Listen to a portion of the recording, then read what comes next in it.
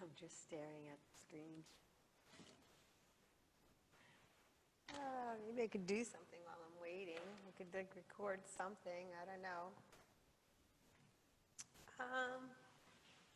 Let's see.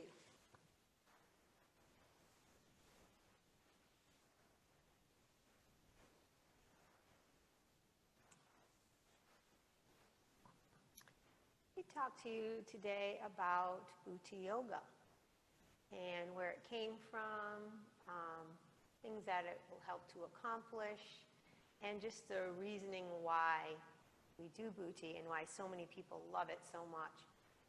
So Buti Yoga, the word Buti, it's B-U-T-I.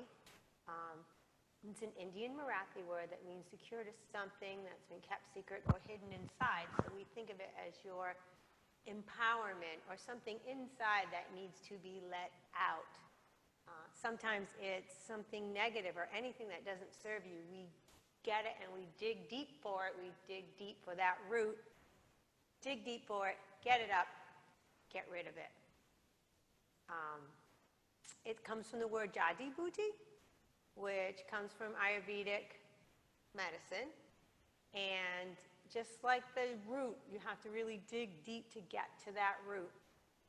And that's what we do in Buti Yoga. It's very releasing, it's very freeing. We use some tribal dancing in there. We do some plyometrics, power yoga, core, strength and conditioning. You name it, we put it all into like a HIIT style workout that will bring highs and lows in your heart rate. And we mix it in with yoga poses. The beauty of Buti is that we're never in a pose. We don't hold the poses for a long period of time. So if it's not for you, you're modifying, it's bothering your body. You don't have to worry about everyone's doing it. I'm not doing it. I'm just standing here, modifying and doing something else because we move. A few seconds, we're on to something else. We employ something that is called the spiral structure technique. And we spiral, we do it often in many different poses, but it's very small. So you think of it as spiraling around your spinal column or a small pole. So it's not really big, everything is small and controlled. Our abdominal muscles are tight, and that's what we call our root lock. So that's our mula bandha. We tighten that up, and we try to keep our root lock and our core tight, our root tight, throughout the whole practice. And sometimes I forget too. If I think of it, then I'll remind my students, tighten your mula bandha. Remember your root lock. I try to explain it. I've heard it explained many different ways. I don't know if this is even the right way to explain it. I don't know. It's not like a Kegel, but it's kind of not as intense. And I explain it, and I've heard it explained this way too. If you're walking into a pool of cold water, and once the water hits right here, you kind of tighten up a little bit, that feeling right there, that is your root lock. So sometimes I tell my students, here we are spiraling, or we're in a pose and we're spiraling, and then I say, now tighten your mula bandha, activate your root lock, and do it. And you see it's a lot different. It probably is harder, because it gets the deep abdominal muscles. Everything is tight in there and controlled. We also employ what we call the static shake. So another way to explain it too, you hit your hand on something, you shake it out. A lot of times animals, when they're done fighting to relieve the trauma, they shake. We do a lot with our legs. We do a lot. Our quads are on fire. Our hamstrings are on fire.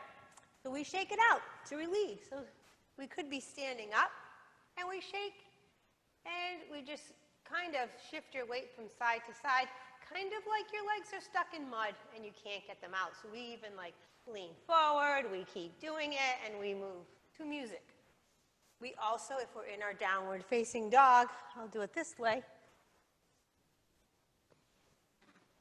We shake in down dog also. And that just alleviates, again, the trauma, gets everything going, gets your fascia moving.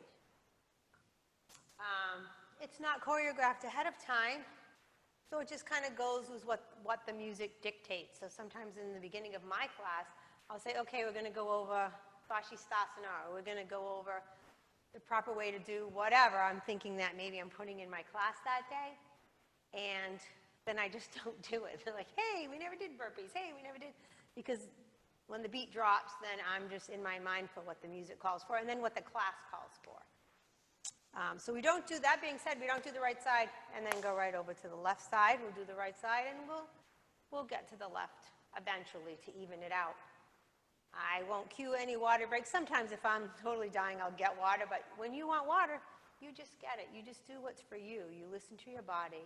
You modify if you have to. It looks like I can do everything in the workout because I only put the things that I can do in my workout.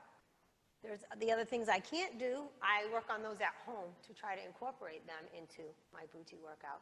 So don't feel bad if we're all, or everybody else is down here and we're walking or we're doing a bunch of other things and you can't. You all start somewhere. We modify. We love our bodies. We listen to our body. Buti Yoga, it's not for just thin, young people. It's for old, young, large, small, all walks of life, men, women, even, you know, middle, should I say middle? Maybe I'm almost getting to my elderly. No, not elderly. Middle-aged Portuguese ladies like me. My body's not perfect. I'm tiny, but I got fat rolls like the next, but it's just anybody can do Buti Yoga. And that's the point of it. It's very empowering. We also, sometimes we smack the mat. We hoot and holler, hut, hut, hut. It just brings everything up and out. Everybody's not a yeller, and that's okay too. You don't have to yell, but if you do, I guarantee you'll feel better. It's just a wonderful practice. I invite you to try it if you can. Find a class near you.